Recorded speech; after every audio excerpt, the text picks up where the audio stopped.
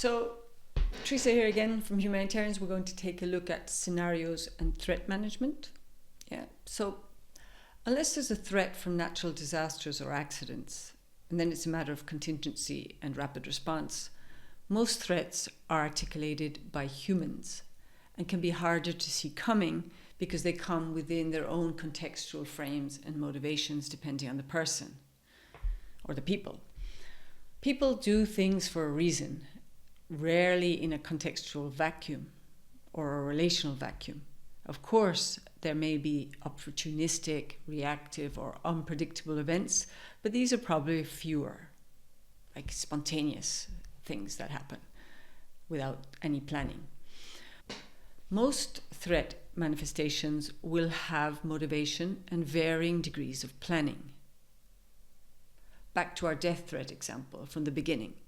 There's always something behind a death threat, an emotion or a goal or an objective.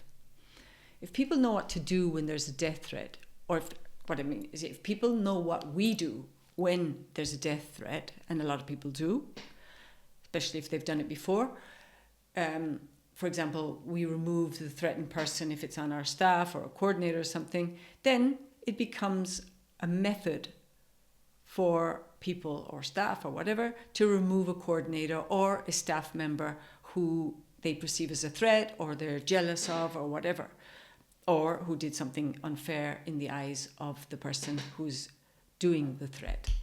So motivation is the hardest thing to understand. You might say motivation is money, money, money, but not every violent act carried out against humanitarian workers is for money. There can be a lot of different motivations, emotions, anger, a lot of different things, not just money. Thinking that it's all about money is reductionist.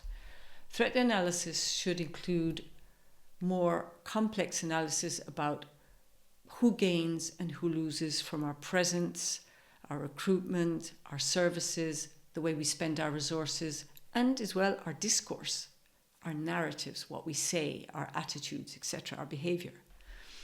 It is important to try to understand all possible motivators. It's like understanding all types of threats. You also have to have a broad range of analysis when you're looking at motivators, even if you don't match these motivations with specific people. I'm not saying we go around and we analyze the motivations of all specific, but you can analyze the motivations without assigning them to specific people. When we talk about an armed group, for example, we tend to talk about their motivation as if it was just one thing, and as if that one thing was the motivation or the primary motivation of every single member of that armed group. Armed groups, just like humanitarians or humanitarian teams, have different motivation and different agendas, different personalities, group dynamics, conflict and competition between themselves and between other groups of people or whatever. They're not unidimensional. We also act at times as if the armed group is an abstract entity living in a vacuum, that its only identity is as an armed group. We don't understand it as we should as husbands, fathers, brothers, sisters, farmers, carpenters, university graduates, whatever. In a way, we dehumanize armed actors as they often dehumanize humanitarians, and then we attribute qualities to them as if they were just one entity. Sometimes too, we act as if everyone operating the place is as rational, as logical as we think we are, but they're not, and neither are we. So many people have lived their lives in violent places with violent people and have lived through violent events and probably experienced violence directly themselves. This changes people. Many people in the environments that we operate in have had no choice about what they do, including leading violent or criminal lives. We forget to factor in that violent people are traumatized often, sometimes broken, or that they have no other way to live. So humanizing is important when we think about motivators. So when we talk about negotiating access and security guarantees that come from different hierarchies or authorities, we should build a chain of command scenario or different scenarios. Because just because you speak to somebody high up on a Thuraya who has told you that you can go safely into a zone and they're far away from that zone, that doesn't mean you can go in without risk. That person's not there often. Yeah, usually we talk to the highest ranking commander, and sometimes they're sitting hundreds of miles away, if not more. So your threat mitigation measures should be exactly the same as if you had not got any guarantee. Because anyway, we'll talk about guarantees later on, but guarantees are not guarantees. There are no guarantees. So we should always mitigate as if there were no guarantees. So let's look at scenarios. Scenarios are one of the most important parts of security management, and often the most neglected. Building, again, widely scoped scenarios and effective mitigation measures and contingencies for each one are better for effective threat management than thinking that there is, for example, generalized acceptance because we are good humanitarians doing good and delivering valuable services. That's just like a myth. Broad-based acceptance is a humanitarian aid worker's mirage and a common excuse to not do decent threat mitigation. The thinking that we're here to do good, ergo we are accepted, is a mistake in security management. Security management is about threats and mitigation, not about fantasy thinking. I remember thinking once, or not once, more times, how weird it was that as a newly arrived country director, me, with teams moving in many different places around the country, that I would get called every morning by project coordinators who had also just arrived recently and were as clueless as me about the place, and I would have to green light by telephone their movement to do outreach, even though I had never ever been in that place. And they had only just arrived. That's not security management. That's like, I don't know what it is. A formality that doesn't really mean anything. Asking a coordinator on the other end of the phone if they have called so-and-so rebel leader or so-and-so military commander is not security management. That's just checking that they've done something. Effective security management is putting effort into targeted contextual understanding with the goal of mitigating credible threats. And I say targeted because target is the key word here, because you can't possibly, even if you were there for years, understand everything, and you can't track and monitor everything. So you have to pick and choose what is important linked to your threat landscape to track, to monitor, and to mitigate.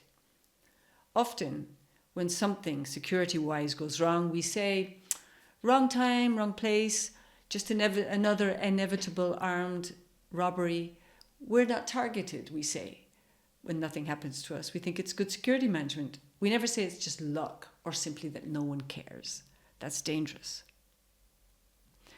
Effective security management is predominantly proactive, active, and continuously evolving.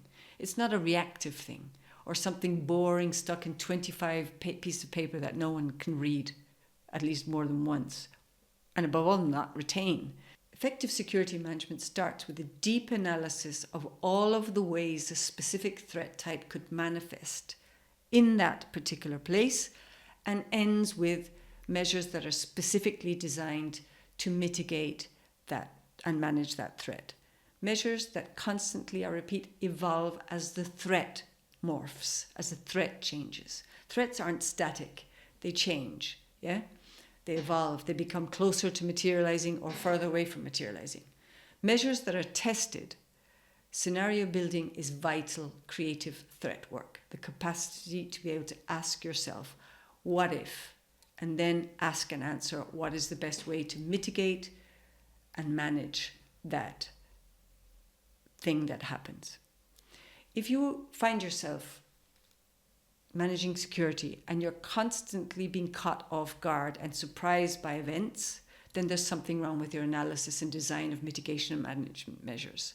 That shouldn't be happening. Security management, the whole point of it is to not be surprised, to not be caught off guard, to know what to do when something happens because you've planned it. If something happens and you haven't imagined it and planned it, then you need to include more people and more imagination and experience in the mix of threat and mitigation. I cannot emphasize how important having good information from differential networks to process is key. It is only with good information that you can build good scenarios that run the range from worst case to best case and are not just considered as one-off events. The ability to see patterns and have a certain amount of predictive capacity relies on good information management and scenario monitoring and tracking. This takes work, right? Because you're tracking and monitoring, you're building up knowledge bases, right? That's very important. A good scenario is layered. What layered means is that it doesn't just look at the possibility of an incident occurring, like an armed ambush. It considers the contextual container, the lead up, the trigger factors, the management and the consequences, and how they too will be managed, and what happens afterwards regarding the mitigation and what we're going to do after, with the consequences and also what we learned from the event. Scenarios should be informed by different narratives that are constructed from different perspectives, not just yours or the organizations or the aid industry, right? Narratives are versions or stories about something. They're not the same as scenarios, and there are different narratives about the same thing, depending on the person, depending on the group, depending on what's informing their narratives. Narratives are constructions. They're constructed by information, they're constructed by perspectives, and scenarios are constructed using narratives. The narrative of a military area commander will not be the same as the narrative of the insurgent group, for obvious reasons. Scenarios should be multi-layered and understood, as I already said, evolving all the time. As we receive new information, there's new analysis and events happen. And scenarios take different perspectives, right? Not just your own. The better you imagine scenarios, the more layered they are, the better you can take effective measures to neutralize, mitigate, or manage. Scenarios, in a way, are like stories that might happen, yeah? They're not just an event. So measures need to be very specific and tested per scenarios. And again, we use the what if, no, to draw up scenarios. But they have to be informed by information, not just, okay, what if a car ambush happens? Well, bad luck. No. Effective security management, to conclude, is threat management that depends on effective and targeted relationship building, good operational design and execution, generation of good reputation, operational balance, and smart threat-informed communication. There you have it.